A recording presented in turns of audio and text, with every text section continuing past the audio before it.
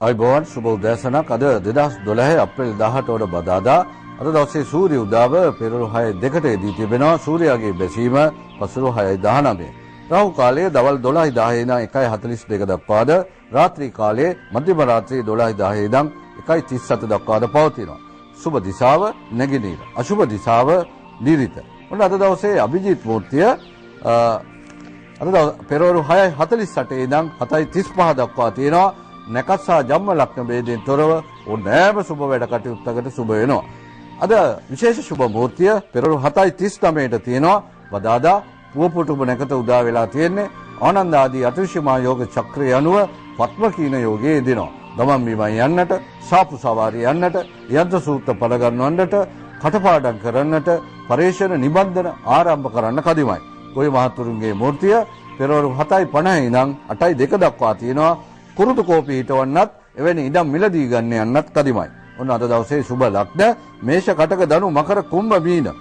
මිථුන ලග්න හිමියන්ගේ 10 වෙන්නේ තමයි චන්ද්‍රය යන්නේ. ඔන්න ඔබට රාජකාරී ස්ථානයේ රාජකාරී පැවරෙන, බලයේ පැවරෙන, ඒ වගේම විනය කටයුතු වලදී ඉතා උසස් මට්ටමක දැනුම අවබෝධය ලැබෙන දවසක් බවට පත් වෙනවා. කටක 9 වෙන්නේ.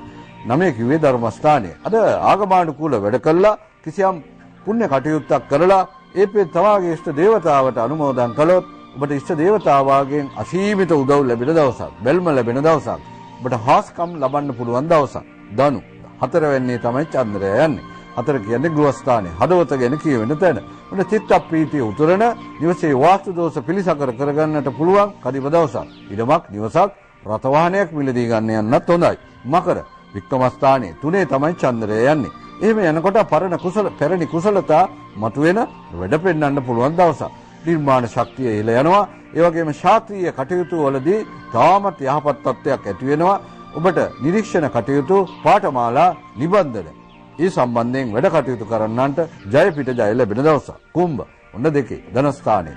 අද ඔබ බැරි වෙලාව සම්මුඛ පරීක්ෂණයකට ගියොත් ඔබ පළවෙන්නා වීමේ වාග්ය උදා වෙනවා. ඔබට කැපී පෙනීමේ බලයේ ශක්තිය ඔබගේ වචන කතාඩ තුල ජනිත වෙන දවසක්. මීන ලග්නස්ථානයේ චන්ද්‍රය යන්නේ. ඔන්න ප්‍රිය සංഭാෂණයකට, එහෙම නැත්නම් කිසියම් ගමනකට අද ආරාධනය ලැබෙන්න පුළුවන්. විදේශගත යාළුවෙකුගේ තුටුපළුරුත් ලබන්න පුළුවන්. වෙනදා නොකෑපු කයමක් කන්න අවස්ථාවකුත් හම්බ වෙන්නත් පුළුවන්. මධ්‍යස්ථ ඵල ලැබෙන ලග්න උෂභ, කන්‍යා, උච්චික. උෂභ ලග්න හිමියන්ගේ 11 වෙන්නේ තමයි චන්ද්‍රය න්‍යාය ස්ථානයේ. ඔන්න ගිනුමක් ආරම්භ කරන්න කදිමයි. අතිරේක ව්‍යාපාරයක් ආරම්භ කරන්න කදිමයි. ඒකෙන් ජය පිට ජය හම්බ වෙනවා. කන්‍යා 7. මෙතෙක් කන්‍යා ලග්න හිමියන්ගේ විවාහයේ ප්‍රමාද නම් අද ටිකක් ලස්සනට ඇඳ පැළඳගෙන සුබ වර්ණයේ දීප්තිමත් සුද සමග ලා කොළ පාට ඇඳගෙන පිටත් වෙන්න ඔන්න ඔබට අද මංගල යෝග උදා වෙනවා. උච්චික 5 වෙන්නේ සාප්පු සවාරි යන්නට, ඒ වගේම රෙදිපිලි මිලදී ගන්න යන්නට කදිම දවසක්. අද දවසේ විශ්ව ඵල ලැබෙන ලග්න මේෂ, සිංහ, තුලා. මේ ලග්න හිමියන්ගේ මේෂ ලග්නයේ ගනුදෙනු වලදී පරිස්සම් වෙන්නට ඕනේ. සිංහ ලග්න හිමියන් ගමන් බිමන් වලදී පරිස්සම් වෙන්නට ඕනේ.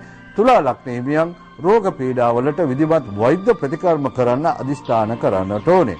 කෙසේ වෙතත් අද සුබ මුහූර්ත අනුව ආගමානුකූල වැඩ කටයුත්තක් කළා දවස ආරම්භ කරන්න. එවිට අවසානයේ ඔබට චිත්ත ප්‍රීතිය වගේම දෙවියන්ගේ ආශිර්වාදය ලැබේ.